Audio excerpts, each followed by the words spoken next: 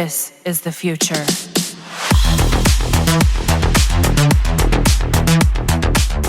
Hello everyone and welcome back to another Warframe video. Today I just want to talk about Loot Warframe and rank them from least to the best in Warframe. Take note that this ranking is subjective and you might have a different opinion on who is number one on your list, so I would also like to know how will you rank them in the comments section below. In case you don't know, Looter Warframes are those frames that can give you more resources in the game. They are very important as they are useful in farming those resources that you need to craft your weapons or other Warframes, or even use resources to subsume an ability to another Warframe using the Helmet system. Also, you might be wondering why Nidus is on the thumbnail, but you'll be surprised how good this Warframe is with a looter setup for Steel Path and beyond levels. Okay, so let's begin this video. The first Warframe, and probably the least among the looter Warframe available in the game, is Wukong. This isn't talk a lot about Wukong, but he got a passive called Monkey Luck that allows enemies to yield additional loot within 60 seconds. Basically, if an enemy can drop energy orbs, then the amount of energy orb gets doubled when it drops. Now, I don't know if this still works, but Void Plume Pinion from Void Angels can be doubled if the Monkey Luck passive of Wukong is active. Also, the amount of Granum Crowns dropped by the treasurer in the Corpus Gas City Talisette when doing the Granum Void gets doubled by Wukong's loot passive. The only reason why this loot ability is at the very bottom of the list is the fact that it only lasts 60 seconds, and to activate this, your Wukong must die, which is a chore to do in a real mission. The Warframe is tanky even without the Defy ability, and there's no guarantee that you will activate the Monkey Luck passive first, as it will be competing with 3 other passives called Heavenly Cloak that gives Wukong 30 seconds of invisibility, the Cosmic Armor that gives 30 seconds of invulnerability, or the Sly Alchemy that gives 4 times energy and health orbs effectiveness for 60 seconds. Monkey Luck does stack with other loot abilities, but as I have said, it's unreliable and Wukong has better uses compared to letting the Warframe die and activating the loot buff that only lasts for a minute. The next looter Warframe that is on the list is Ivara. This Warframe has an ability called Prowl, and most of the time, players will talk about the headshot multiplier and its ability to give Ivara infinite invisibility as long as she can maintain her energy. However, Prowl has another feature, and this is the ability to give more loot to players. Specifically, Prowl can pickpocket enemies and force them to drop a random item from their reward table. I don't know if you have done this in the past, but Ivara is one of those Warframe that I have luck on dropping condition overload in the survival mission in Ophelia Uranus. I always do survival runs in Ophelia in the past, and this was during those days when there were no Steel Path levels, no Heart of Deimos update, and any other new updates in the game just yet. The survival mission starts from normal levels and the enemy scaling is bananas, and in this survival mission in Uranus, the goal is to go with Necros and other looter Warframes to drop the condition overload from Drakar Butcher enemies. However, I got lucky while using Ivara's Prowl ability, as it drops more often in my case when I pickpocket Drakar Butcher with the ability. While my luck is great while using this ability, I still can't recommend it over other looting abilities as it's purely based on luck anyway, and you might have a different experience with Ivara's Prowl. In addition, I placed this ability close to the very bottom because it's not the same as other looting abilities that can affect multiple targets at once. Prowl will pickpocket one enemy at a time, and how fast you can pickpocket a target depends on how much ability duration and range you have in your Ivara. The higher the duration, say 300%, then you can have as much as 0.83 seconds of steal time, but this will cost you a lot of mod slots only for duration mods. In addition, you need to scale it with range, but not to the point that you can have overextended without adding another power strength mod, since it requires 100% power strength to get the 100% loot drop chance from the ability. And mind you, it randomizes loot from the enemy drop table, so it can be possible that the enemy will just drop a life support capsule, energy, or even health orbs more often than the loot that you want from the enemy. Next, I want to talk about Korra and her Pilfering Strangle Dome augment. Before the Helmet system and the recent Hydroid rework, I honestly think that Korra is top 2 in the best looter frame in the game. Korra's augment mod for her 4th ability gives a 65% chance to give additional loot. Many would pick Korra over Hydroid since the tentacles were clunky, despite of the fact that Pilfering Swarm has a 100% chance of guaranteed extra loot. Her 4th ability is very efficient in pulling enemies and holding them in the dome, and the best part is, Korra can use her insane red crit whip claw to kill those enemies hanged in her 4th ability, or she can choose to use a weapon like the Glaive Prime to nuke enemies held by the ability with slash and bleed damage. As I have said, this list is subjective and based on my personal experience playing the game, and if there's no specific setup right now that I enjoy in Steel Path levels, then I can place Korra in the 2nd spot of this list. For my top 3, I pick Hydroid with his Pilfering Swarm augment. The augment mod grants Tentacle Swarm, Hydroid's ultimate ability, a chance to yield additional loot from enemies killed while they're ensnared by the tentacles. Enemies held by Pilfering Swarm tentacles and killed by any sources have a chance to drop additional loot. However, if there are enemies that can't be picked up by the tentacles, such as enemies affected by Petrify or immune to crowd control like those enemies with Overguard, then they need to be killed by the tentacles to drop additional loot. Other than that, the ability works fine even with flying units like Osprey as long as they don't have overguard. As long as they are held by the tentacle, then they will have a chance to drop additional loot. What the Pilfering Swarm augment exactly does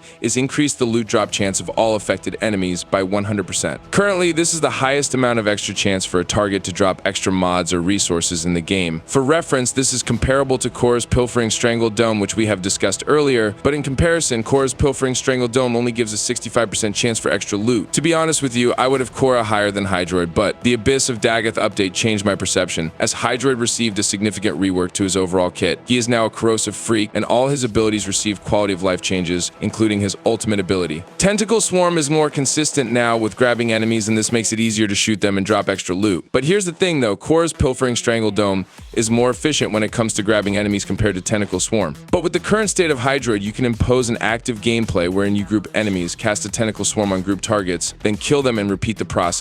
Although Korra's Pilfering Strangled Dome is more of a chill method of getting additional loot, but still, Hydroid is better, especially if you love active gameplay since you get that 100% extra loot to drop once enemies are held by the tentacles. Now, my second best Loot Warframe is somehow controversial, and without a specific setup, then I can place this after Ivar's Prowl ability. I'm talking about Atlas Petrify with the Orgaze augment. The Orgaze augment mod modifies Atlas Petrify ability to cause enemies turned to stone to be scanned into the codex and have a chance to make them drop extra loot. The extra loot chance is similar to Hydroid and Korra's Pilfering augments, but Orgaze scales with power strength, and to get a 100% extra loot chance, you will need to have an insane 400% power strength in your build. In the past, this wasn't achievable, but right now we can do this in Steel Path levels with the help of mods and arcanes. However, Orgaze Atlas is not the Warframe we will be using as a Looter Warframe, because honestly, One Punch Man is not very effective for a Looter Warframe role. This is where Nidus comes in, and because Petrify can be subsumed using the Helmet system, we can have an Orgaze Nidus do the job as one of the best Looter Warframe in the game. For the Nidus Looter setup, I replaced his Larva ability and subsumed Petrify. The reason I did this is because enemies grouped by Larva cannot be petrified, and it's better to have damage redirection for more survivability, especially since we will get an augment mod for his third ability soon. The general gameplay of this build is to build up the stack and make sure you are latched to one enemy using your Link skill for damage redirection. To build a stack, simply cast Virulence and hit multiple targets, and this also maintains your energy as each cast will restore a portion of your max energy. After you have enough stack, it's time to farm with the Orgaze setup, and all you need to do is cast Petrify, then cast Virulence and kill enemies. Rinse and repeat the process and enjoy your loot. However, I would just like to remind you that this is Steel Path levels, and if it wasn't, then Korra is probably top 2 in this list. This is because in Steel Path levels, especially survival runs, while having an endgame setup, we can stack the Molt augmented buff easily, giving us 60% more ability strength and max, and completing the 400% requirement for the Orgaze augment to drop extra loot every time we kill an enemy. In addition, this build requires a lot of stuff to be effective and only accessible once you are in Steel Path levels. This Nidus farming setup is both fun and efficient in Steel Path, especially when solo farming, but falls short in normal levels, and definitely not worth it in a team composition wherein you want to stack multiple looting skills in the game. And finally, the top Looter Warframe in this list is Necros with his Desecrate ability. There are tons of changes that happened over the last years with Necros, and these were indirect buffs that made the Warframe more efficient as a Looter Warframe. The best part about his looting ability is that Desecrate is a skill you can just turn on and keep working in the background. It will turn off default if you run low on energy, and that is why picking up his augment, Despoil, was a must in the past, as it lets you use your health rather than energy makes Desecrate work much better. There are melee setup that allows you to lifesteal in the past, and it gets better when Gloom is introduced in the Helmet system. So what does Desecrate really do? Technically, the corpse's loot table is rolled again at a 90% success rate at max, but only after a health orb has successfully been spawned. Combined with the 60% chance to spawn a health orb at all, this leads to the 54% drop table chance stated in the ability description. Additional loot includes all items normally found on the original enemy's drop tables, such as mods, plus credits, resources, ammo pickups, health orbs, energy orbs, pigments, life support modules, and power cells. And the best part is, it's an aura-based ability that has a very wide range and doesn't have any condition. All it needs to do is be active, and enemies within that wide area will always have a chance to drop additional loot. Also, Desecrate is the best skill that synergizes really well with other looter abilities in the game. Lastly, Necros is somewhat godly when it comes to endgame looting right now, and he is not limited to just using /melee weapons to dismember enemies so that they can provide additional loot. First of all, with Nourish in your build, plus the Arcan Shard that lets you have a mini equilibrium effect, you can maintain your energy and don't need the Despoil ability. Just having Zinurix's Wellspring, plus your Nourish and the equilibrium effect will maintain your energy if you are playing active gameplay, killing enemies and collecting orbs at the same time. Secondly, you can be a Looter Warframe using guns right now with Necros because of the Amalgam Ripka's True Steel mod that gives you Gore chance. The Gore keyword appears to describe the dismember mechanic, and having this mod equipped will allow many weapons, abilities, and companions, even temporary ones, to dismember, even if they don't otherwise meet meet the requirements. This synergizes well with Necros' Desecrate, as bisected body parts are treated as distinct corpses and have their chance to yield additional loot. If you have Slash, Heat, or Toxin in your gun mod setup, then it will consistently bisect many common humanoids, but not newer infested enemies like the ones you can encounter in the Cambion Drift. And of course, don't forget the fact that Necros is tanky as hell with the Shield of Shadow, plus adaptation and health conversion setup, giving you a 99% damage reduction on health. So this is my list of the best looter Warframe in 2024. Now, I would like to know who is your top pick and least in the comment section below. Thank you so much for watching, and I hope to see you again in my next video. Squad Leader signing off. This is the future.